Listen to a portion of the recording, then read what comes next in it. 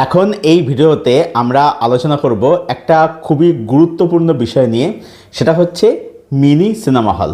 আপনারা নিশ্চয়ই জানেন যে প্রসেনজিৎ চট্টোপাধ্যায় মানে আমাদের বুম্বাদা, তিনি একটা উদ্যোগ নিয়েছেন যে বাংলার বুকে তিনি 100 বা হয়তো তারও বেশি তিনি মিনি সিনেমা হল খুলবেন।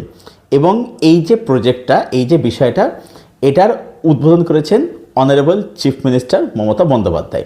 এবারে আমরা এই ভিডিওর মধ্যে আলোচনা করব যে এই যে বিষয়টা, এই যে উদ্যোগটা, এটা অন পেপার এবং প্র্যাকটিক্যাল কীরকম, যদি এটা বাস্তবায়িত হয় তাহলে এর ফলাফল কীরকম হতে পারে, এতে কে বা কারা কতটা লাভবান হবে এবং কোন জায়গায় হলে এটা সবথেকে বেশি লাভবান হবে, সেই নিয়ে থাকবে ডিসকাশন। সবার প্রথমে আপনাকে বুঝতে হবে যে এই মিনি সিনেমা হল বিষয়টা আসলে কি। মিনি সিনেমা হল হচ্ছে, আপনি বলতে পারেন যে এটা হচ্ছে সিঙ্গেল স্ক্রিনেরই একটা কাইন্ড অফ ক্ষুদ্র সংস্করণ, যেখানে একটা হলের মধ্যে একসাথে 50 জন মানুষ বসে সিনেমা দেখতে পারবে। পুরো হলটা হচ্ছে এয়ার কন্ডিশন। তো এটা হচ্ছে মিনি সিনেমা হলের কনসেপ্ট এবং এরকম হল বাংলার বুকে 100টার মতো খোলা হবে। আপনারা সবাই জানেন যে মহানায়ক উত্তম কুমার মারা যাওয়ার সময় বাংলার বুকে সিঙ্গেল স্ক্রিন হল ছিল হচ্ছে 850, বাট এখন সেটা কমে গিয়ে হয়েছে প্রায় 250 আর কি। মানে এখন ওই single screen, multiplex, local multiplex chain সব কিছু মিলিয়ে এখন 230 থেকে 250 মধ্যে সে দাঁড়িয়েছে। তো যেটা উদ্যোগ নেওয়া হচ্ছে যে এই সংখ্যাটা 2027 বা 28-এর মধ্যে বেড়ে এটা 450 থেকে 500-এর মধ্যে পৌঁছানোর একটা চেষ্টা করা হচ্ছে, একটা টার্গেট নেওয়া হচ্ছে। এবং এর পাশাপাশি সিঙ্গেল স্ক্রিনে বা এই মিনি সিনেমাগুলোতে টিকিট প্রাইসের উপরেও একটা ক্যাপিং লাগানো হবে। এবং তার পাশাপাশি যে সমস্ত সিঙ্গেল স্ক্রিন হলগুলোর অবস্থা বর্তমানে খুবই খারাপ, কোনো রকমের টিম করে চলছে, বা ধরুন যে হলগুলো, যে সিঙ্গেল স্ক্রিন হলগুলো বন্ধ হয়ে গেছে, তো সেই হলগুলোকে পুনরায় খোলার চেষ্টা করা হচ্ছে।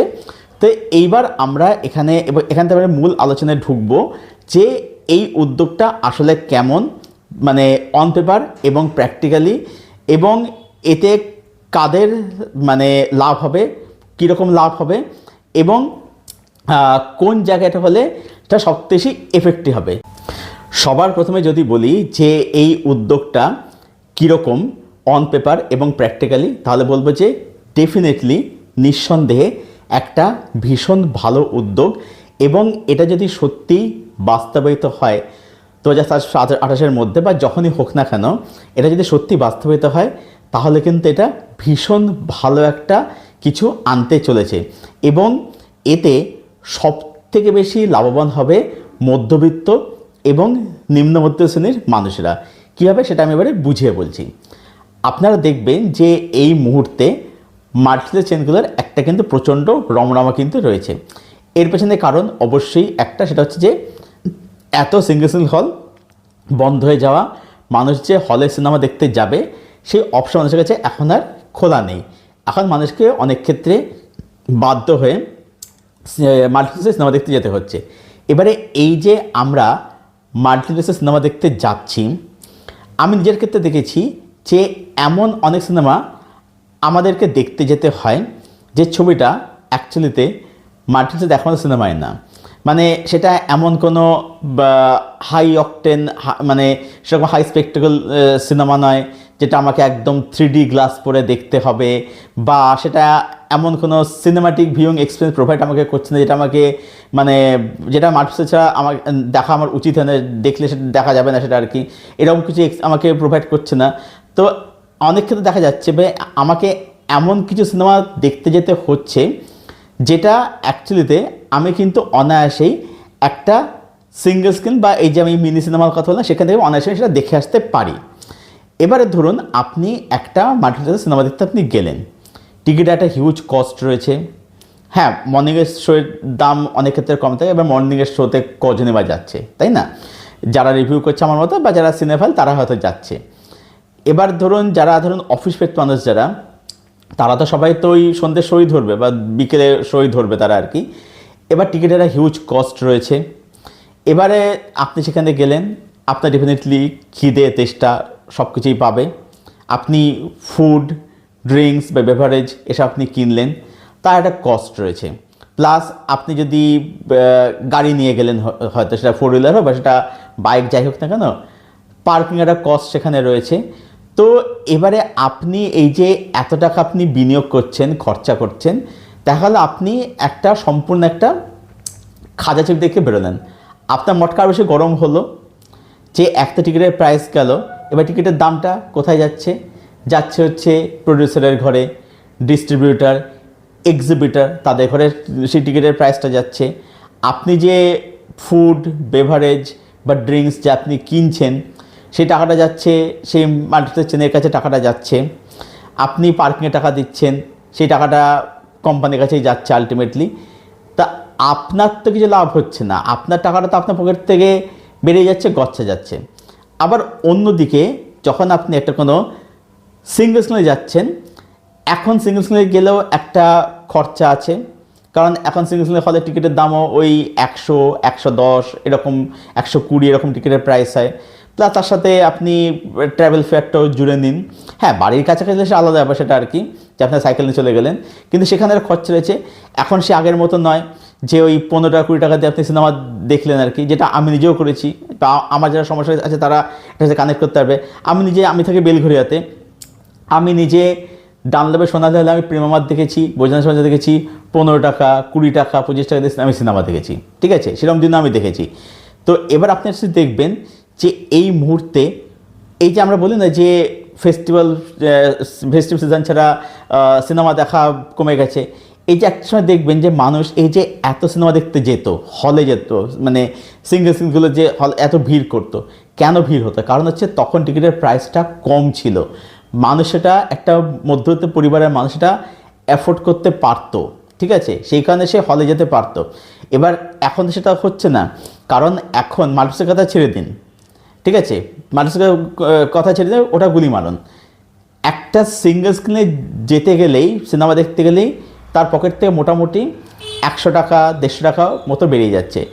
আপনি যদি বিএমএসতে বা ডিসি যদি টিকিট বুক করেন, সেখানে একটা ট্যাক্স জুটছে, 100 টিকিটটাই বেড়ে হয়তো সেটা 120-25 টাকা হয়ে যাচ্ছে, তার মধ্যে ট্রাভেল ফেয়ার থাকছে, এগুলো থাকছে, তো সব মিলে একটা খরচা হচ্ছে আর কি। সেখানে টিকিটের প্রাইসটা, সেখানে কী হচ্ছে, মানে সিঙ্গেল স্ক্রিনে সিনেমা দেখার ইয়েটা এখন কমে গেছে। এবার যদি ধরুন যদি ক্যাপিংটা যদি হয়, তাহলে এটা খুব লাভ হবে। এবারে আপনারা আমাকে অনেকেই বলতেই পারেন বা জিজ্ঞেস করতেই পারেন যে আপনি তো শুধুমাত্র দর্শকের দিকটা বলছেন, আপনি তো আরেকটা দিক বা অন্য সেটটা আপনি তো বলছেন না। আমি সেই বিষয়ে অবশ্যই আসছি, তবে তার আগে আমি যে বিষয়টা আপনাদের সঙ্গে একটু আলোচনা করতে চাই, সেটা হচ্ছে যে এই উদ্যোগটা, এটা কোথায় হলে সেটা সবথেকে এফেক্টিভ হবে বা কোথায় হওয়াটা প্রয়োজন এবং সেটা কেন। দেখুন, এই উদ্যোগটা, এই বিষয়টা সব থেকে বেশি হওয়ার প্রয়োজন হচ্ছে গ্রাম বা মফস্বল এলাকাতে, বা ধরুন যেগুলো হচ্ছে একদম জেলা ভিত্তিক জায়গা, সেখানে। কেন, এবার সেটা আমি বুঝিয়ে বলছি। ধরুন আজকে আমি যেখানে থাকি, মানে বেলঘরিয়াতে, আমার বাড়ির কাছে হল হচ্ছে রূপমন্দির। এবারে রূপমন্দিরে কারা আসছে? যারা ধরুন বেলঘরিয়া থাকছে, যারা ধরুন আগরপাড়া, সোদপুর, এসব জায়গায় থাকছে, খড়দা, তারা হচ্ছে রূপমন্দির সিনেমা দেখতে আসছে। বিরাটি, তারা যারা থাকছেন তারা এখানে সিনেমা দেখতে আসছেন। এবার ধরুন আজকে ধরুন যারা বেলঘরিয়াতে, আগরপাড়া, সোদপুরে বিলং করছে, তারা রূপমন্দিরে যাচ্ছে, কেউ সোদপুরে রতীন্দ্রতে যাচ্ছে। এছাড়াও ধরুন ব্যারাকপুরে দুটো লোকাল মেডিসিন চেন রয়েছে, জয়ন্ত এবং অতীন্দ্র, তারা সেখানে যাচ্ছে। এবং যদি আমি আলোচনা প্রসঙ্গে যদি আমি এখানে মাল্টিপ্লেক্সের কথা যদি বলি, যেগুলো ধরুন ন্যাশনাল মাল্টিপ্লেক্স, সেখানে যাচ্ছে। মোদ্দা কথা হচ্ছে যে আমরা যারা আজকে ধরুন শহর বা শহরতলি এসব জায়গায় থাকি যারা আর কি, আমাদের কাছে কিন্তু অপশানস কিন্তু রয়েছে, ঠিক আছে। কিন্তু আজকে ধরুন যে মানুষটা গ্রামে ধরুন বসে আছে, তার কাছে অপশান কোথায়? কারণ আপনারা সবাই জানেন যে গ্রামের দিকে কিন্তু সিঙ্গেল স্ক্রিন হল কিন্তু বন্ধ হয়ে গেছে। একটা গ্রামের মানুষকে আজকে একটা সিনেমা দেখতে হলে তাকে অনেকটা পথ ট্রাভেল করে আসতে হচ্ছে, ঠিক আছে। তাকে অনেক সকালে বেরোতে হচ্ছে, ধরুন শো হচ্ছে, ধরুন মনে করেন সকাল 8টার সময় শো বা সকাল 9টার সময় শো, এবার তাকে প্রায় 2-2.5 ঘন্টা জার্নি করে তাকে আসতে হচ্ছে, অনেক সময় লাগছে তার। এবার উপায় নেই, কিছু করার নেই, তাকে আসতে হচ্ছে। যদি সেখানে যদি একটা হল যদি হয়, একটা মিনি সিনেমা সেখানে হলো, তাহলে সেই মানুষটা উপকৃত হবে না? অবশ্যই হবে। প্লাস টিকিটে যদি ক্যাপিং যদি লাগে, তাহলে সেই মানুষটা, যে মানুষগুলো হলে যাওয়া এক প্রকার বন্ধ করে দিয়েছে, সেই মানুষগুলো এইবারে হলে যেতে পারবে। এইবার আমি এখানে অন্য সেক্টরে ঢুকে পড়ছি এবারে, যে এই যে আপনারা যারা হয়তো বলবেন যে, বা বলতেই পারেন যে আপনি শুধুমাত্র তো দর্শক দিকটা বলছেন, অন্য দিকটা বলছেন না। এবার অন্য দিকটা বলি। অন্য দিকটা হচ্ছে যে যদি এটা হয় তাহলে কি হবে, যে হলগুলো ধরুন আজকে বন্ধ হয়ে গেছে বা কোনো রকমের টিম করে চলছে, যদি তাদেরকে টাকা যদি দেওয়া হয় হলগুলোর ইমপ্রুভমেন্টের জন্য, সেই হলগুলো রিভাইভ করলে সেখানে মানুষ ভিড় করবে। কারণ যে হলগুলো আজকে কোনো রকম টিম করে চলছে সেখানে যায় না কেন? কারণ সেই হলগুলোতে সেই ইনফ্রাস্ট্রাকচার নেই। এইবার আমি এখান থেকে এই যে বিষয়টা, যেখানে আমি শুধুমাত্র দর্শকের দিকটা এতক্ষণ ব্যাখ্যা করছিলাম, এবার আমি এর উল্টো দিকটা এবার আমি ব্যাখ্যা করব। দেখুন, আজকে যদি একটা সিঙ্গেল স্ক্রিন হল যদি সত্যি রিভাইভ যদি করে টাকা পয়সা পেয়ে, বা ধরুন আজকে যদি একটা মিনি সিনেমা যদি সত্যি যদি খোলা হয়, বা ধরুন আজকে যে সিঙ্গেল স্ক্রিন হলটা যদি বন্ধ হয়ে যদি সেটা সত্যি খোলা হয়, তাহলে মানুষের কাছে একটা অপশানস খুলে যাচ্ছে। এবং তার সাথে সাথে যদি টিকিটের যদি একটা ক্যাপিং যদি লেগে যায়, তো মানুষের লাভবান হচ্ছে। এবার আপনাদেরকে আমি একটা এক্সাম্পল দিয়ে বলছি। সোদপুর একটা হল আছে পদ্মা, আপনারা যারা সেখানে আপনারা জানেন হলটার বিষয়।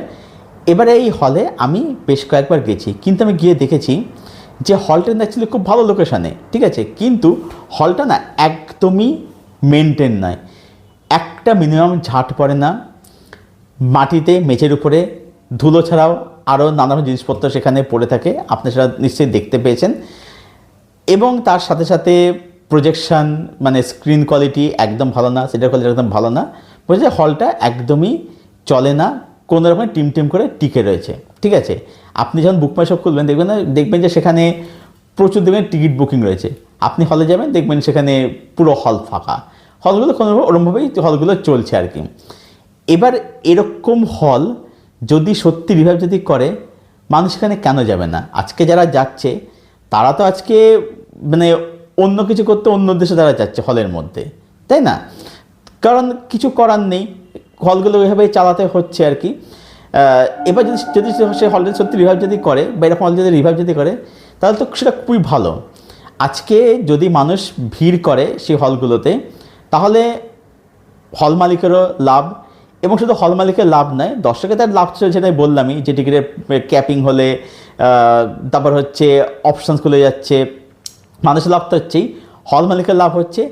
এবং যদি এই হলগুলো বা যদি একটা মিনি সিনেমা যদি সত্যি খোলা হয়, বা ধরুন একটা বন্ধ হল যদি সত্যি যদি খোলা হয়, তাহলে কি হবে? একটা হল মালিকের লাভ তো হচ্ছেই, পাশাপাশি কি হবে, ধরুন এই হলকে কেন্দ্র করে আদার্স যে বিজনেস সেগুলো কিন্তু মানে অপরচুনিটি কিন্তু খুলে যাবে। যেমন ধরুন হলে ধরুন কেউ সিনেমা দেখতে গেল, ঠিক আছে, সেখানে বাইক রাখার, সাইকেল রাখার একটা সেখানে স্ট্যান্ড সেখানে খোলা হলো, রাখা হলো, সেখানে মানুষদের যারা স্ট্যান্ডটা চালাচ্ছে তার একটা ইনকাম হচ্ছে, যে সারাদিন প্রচুর সাইকেল রাখা হচ্ছে সেখান থেকে ইনকাম আসছে। তারপর ধরুন হল থেকে কেউ ধরুন চা সিগারেট খেলো, বা একটু চা বিড়ি টিড়ি সব খেলো, একটা বিড়ি সিগারেট চায়ের দোকান খোলা হলো, একটা ধরুন কেউ একটা মোমোর দোকান দিল, কেউ একটা ঘুগনির দোকান দিল, বা কেউ একটা কোনো ফাস্টফুডের দোকান দিল, ঠিক আছে, যে বেরিয়ে একটা টিফিন কিছুটা করবো। তো সেই যে মানুষগুলো তারা লাভবান হচ্ছে। এবারে এতটা শুনে অনেকেই আমাকে বলতেই পারেন যে এখন তো সিঙ্গেল স্ক্রিনের জন্য সিনেমা এখন তৈরি হয় না, যা হয় সেগুলো সে মাল্টিপ্লেক্স ওরিয়েন্টেড। অবশ্যই তাই। এবার দেখুন, সিঙ্গেল স্ক্রিন সিনেমা হওয়া মানে কিন্তু সেটা শুধুমাত্র যে ওই কমার্শিয়াল মারধার ছবিতে, সেটা কথা আমি কিন্তু বলছি না। আমার মধ্যে ওই ফেটিসটা খুব একটা নেই, বা একদমই নেই আর কি। দেখুন, কমার্শিয়াল ছবি মানেই সেটা যে মারধাতে এমন কোনো ব্যাপার নেই। এমন ছবি হতে হবে যে ছবিটা সিঙ্গেল স্ক্রিন মানুষ সেটার সঙ্গে কানেক্ট করতে পারবে, এবার সেটা একটা ফ্যামিলি মুভিও হতে পারে, ফ্যামিলি মানে কোনো সিরিয়াল নয়, সেটা খুব ভালো ফ্যামিলি ছবিও হতে পারে, সেটা একটা কমেডি ছবিও হতে পারে, সেটা একটা কমার্শিয়াল ড্রামা ছবিও হতে পারে, সেটা একটা থ্রিলার ছবিও হতে পারে। মোদ্দা কথা হচ্ছে এমন ছবি যে ছবিটা মানুষ দেখে এনজয় করতে হবে। ধরুন নারী চরিত্রে বেজায় জটিল, সপরিবারে দেখার মতো সিনেমা, খুব ভালো একটা সিনেমা। যদি আজকে সিঙ্গেল স্ক্রিন হল যদি সত্যি থাকতো, বা যদি আজকে একটা মিনি সিনেমা যদি সত্যি থাকতো, ছবিটা কিন্তু সেখানে কিন্তু ভালো চলতো, আমার তো তাই মনে হয়।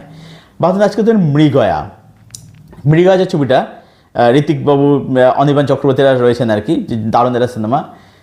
যদি সেই ছবিটা একটা সিঙ্গেল রিলিজ করতো, ছবিটা ভালো চলতো, আমার তাই মনে হয়। কারণ ছবিটার মধ্যে ভরপুর মাস মোমেন্টস আছে, খুব দারুণ একটা মাস একটা ফিল্ম আর কি, সেটা অবশ্যই চলতো।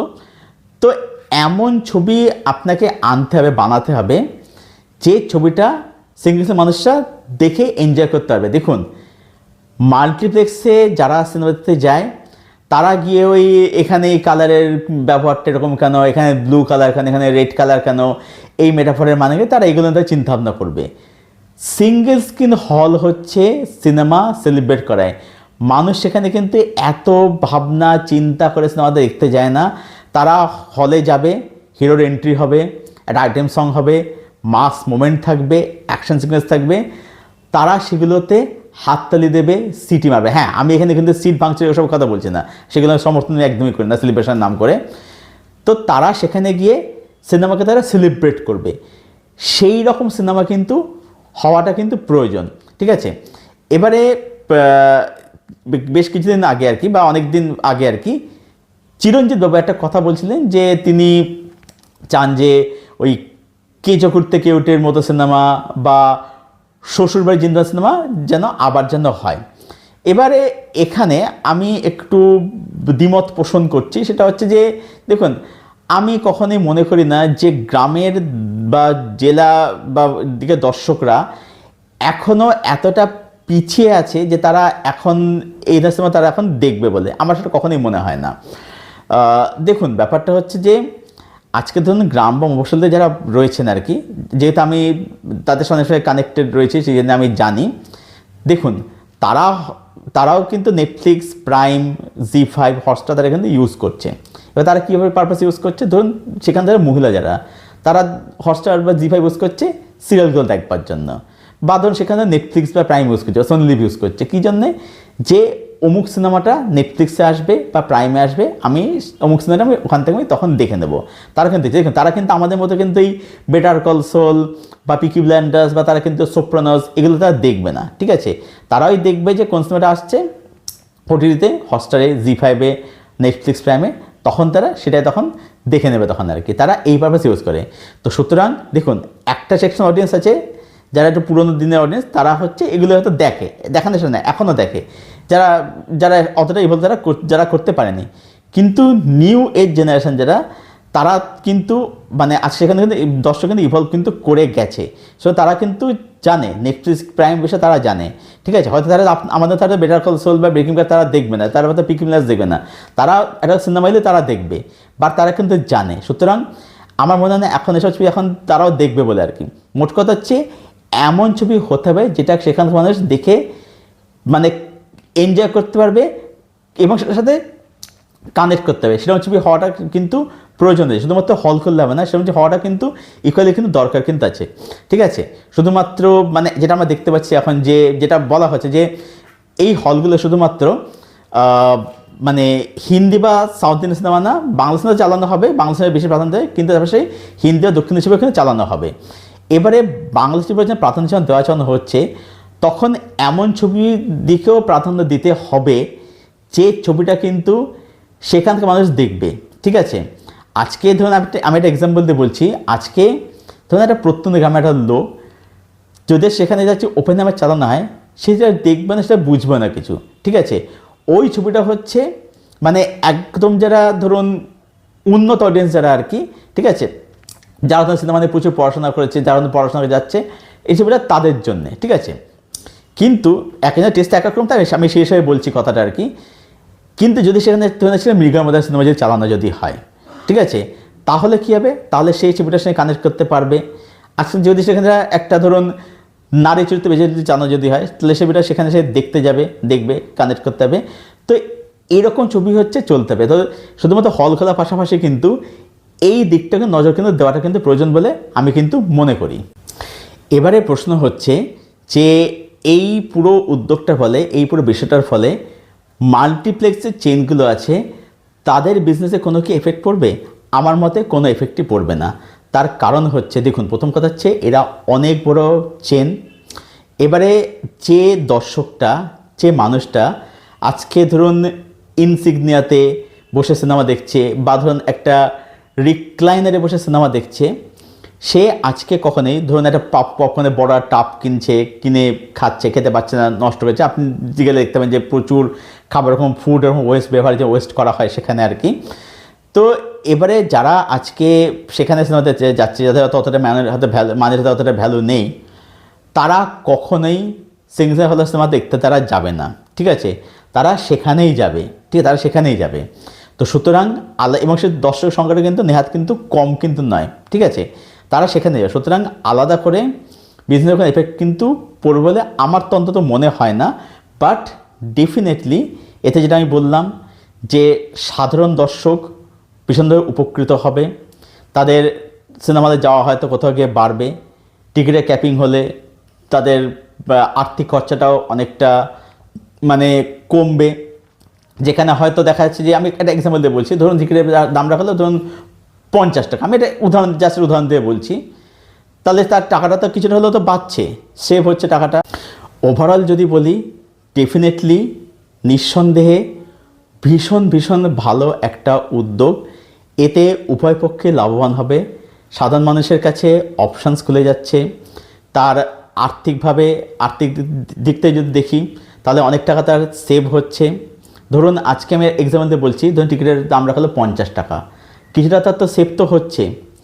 আবার ধরুন যদি মানে তার কাছে অপশন যদি খুলে যায়, যদি সেই মানুষটা সেখানে যদি যায়, তার পরিবার এখানে যায়, বা ধরুন তার সে আরও 10টা বন্ধুকে রেকমেন্ড যদি করে যে তার সেখানে যদি যায়, হল মালিকদের লাভ হচ্ছে, বা সেখানে হলকে কেন্দ্র করে আরও যে বিজনেসগুলো গড়ে ওঠে সে মানুষকে লাভ হচ্ছে। তো এতে কিন্তু অনেক মানুষ কিন্তু এতে একসাথে কিন্তু উপকৃত কিন্তু হচ্ছে। তো যদি এটা সত্যি বাস্তবায়িত হয়, ভীষণ ভালো একটা জিনিস কিন্তু রেভলিউশন কিন্তু আসতে কিন্তু চলেছে। তো এই হচ্ছে পুরো আলোচনা, পুরো অ্যানালিসিস আমার এই বিষয়টাকে কেন্দ্র করে। আশা করছি আপনাদের এই বিষয়টা আমি ডিটেলে ভালো করে বোঝাতে পেরেছি। যদি কোনো ডাউটস থাকে, যদি কোনো কোশ্চেন থেকে থাকে, সেটা অবশ্যই কমেন্ট বক্সে আমাকে জিজ্ঞেস করবেন, আমি তার উত্তর অবশ্যই দেব। এবং এই যে উদ্যোগটা, এটা আপনার কাছে কীরকম লাগছে এবং এই বিষয়ে নিয়ে আপনার কি মতামত সেটা অবশ্যই জানাবেন কমেন্ট করে। আর এই পুরো ভিডিওটা, এই পুরো আলোচনাটা যদি আপনাদের ভালো লেগে থাকে তাহলে ভিডিওটাকে প্লিজ লাইক করবেন, বেশি করে শেয়ার করবেন, এবং সিনেগান চ্যানেলটাকে আপনারা কিন্তু অবশ্যই সাবস্ক্রাইব করবেন। তো চলুন ভিডিও এখানেই শেষ করছি। দেখা হচ্ছে আপনাদের সঙ্গে পরের কোনো ভিডিওতে। ততক্ষণের জন্য সবাই খুব ভালো থাকুন, সুস্থ থাকুন এবং ভালো কন্টেন্ট দেখতে থাকুন।